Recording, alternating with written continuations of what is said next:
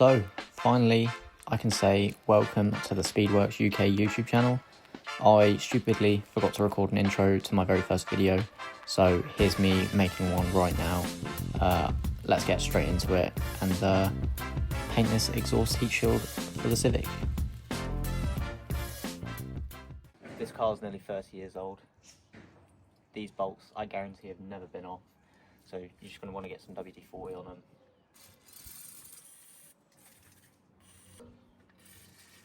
Let that sit for about two minutes.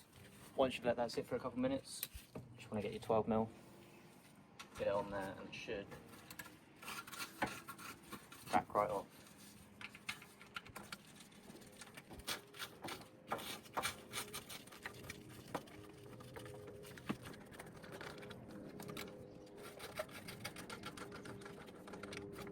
So once those 3 bolts are taken off, 2 at the top and the 1 at the bottom, heat shield will come right off and get it prepped, ready for paint.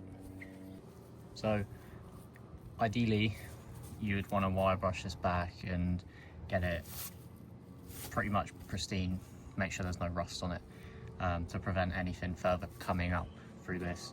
At the moment I've only got 400 grit sandpaper, so that is what I'm gonna just stop right here and say what I'm doing is not the correct way to do it in an ideal world. Really, you should get a wire wheel brush and make sure it's all back to bare metal and use high temp paint.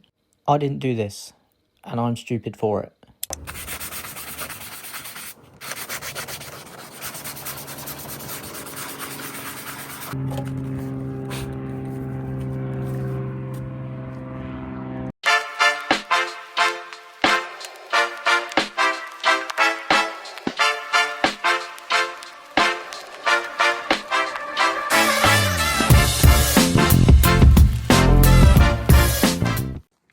So to clean it, just to make the surface a bit less dust free so the paint comes out of a slightly better finish, grab yourself some white spirit or any like rubbing alcohol and a cloth. I'm going to go over it with this, and then a cloth after, just to clean off any dust and any shit that can get in your paint.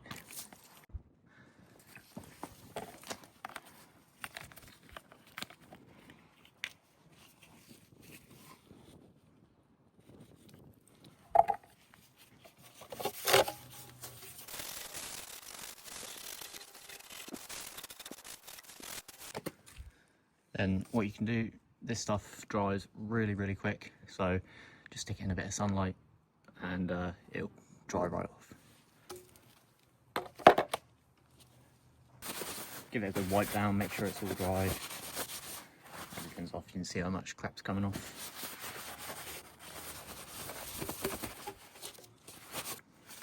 Backside I'm not going to touch because I'm sure this may have some sort of like protective coating on it. And it looks pretty good already, so you're not going to see it, and yeah. So you want to find yourself somewhere that you're not going to care about getting overspray and stuff, so get yourself like a tarp like I have on some mats, just out of the way of anything that you don't want any overspray from your paint on. So once your can's all shaken up properly, you're just going to want to start wherever, just as long as you can get an even coat across. So what I'll do is probably go across the bottom and work my way up, and you just want to go nice even passes. You want to start just before you get onto it and then come off the nozzle after you come off. You want to do that just so that you get nice even spray pattern across the entire thing. So let's get spraying. Another thing you want to make sure you do is wear gloves when you're spray painting with cans especially. You'll see in a moment why after I finish painting.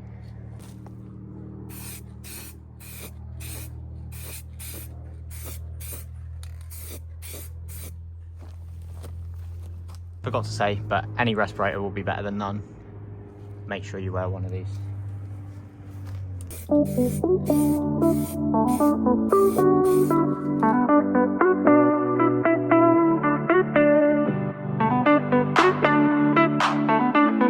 sure to go around the edges as well.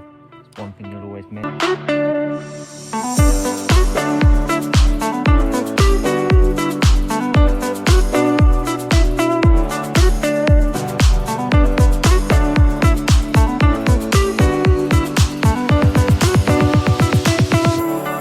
So once you've got your first layer done, sit and wait for it to dry.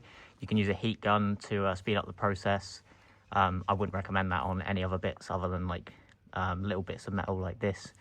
And yeah, or you can obviously just let it sit and dry for a bit, about 20 minutes, and then go in with your second coat, and then you can add a third as well.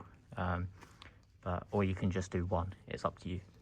So time to spray on our second coat. Same process as before, just make sure you get even coats and do your edges.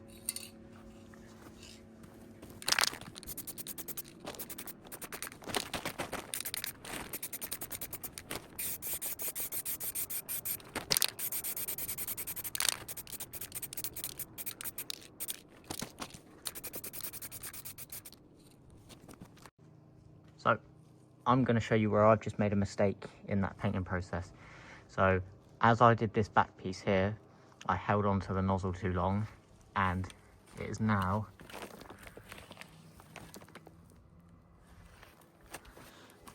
ever so slightly starting to run and drip. So what that'll do is that'll kind of look a bit like blotchy and a patch, which I'm a bit disappointed by, but it happens. So while I wait for that to dry, I just wanted to give a little bit of a proper introduction to this. So this will be the first video on the YouTube channel, and I just wanted to do something small but still a bit fun to get started with. Obviously the 205 is currently sat in the garage, and not much is going to be happening with that, especially because we've just got the Civic and the MX-5 is still there. The Civic is the daily, so it all depends on what I want to do with the Civic, and if I want to go down the route of making that the project daily, which the MX-5 was, and I don't know if I want to do that again. So enough of the rant. I'm sure the paint's somewhat dry now. We'll do a little finger test, so we'll just dab it and we'll find out. So let's get back to that, and then let's go put it on the Civic. So like I said, quick way to test it, just grab a finger. This one's got paint on it, so I'll use this one. And you just want to, somewhere you're not going to see it, and just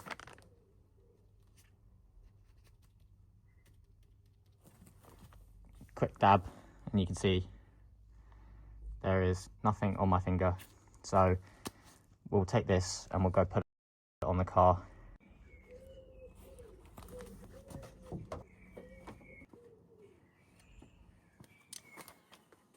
Grab your newly painted heat shield and place it up against the manifold.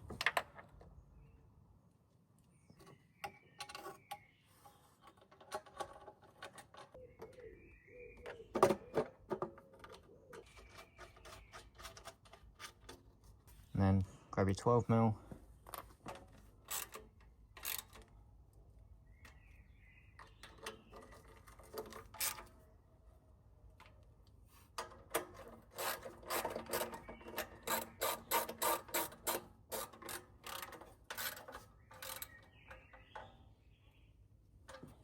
Just make sure they're all tight down, and look at how much better that looks against the fact that everything else in the engine bay is all 30-year-old dirt and grime. I think it looks fantastic.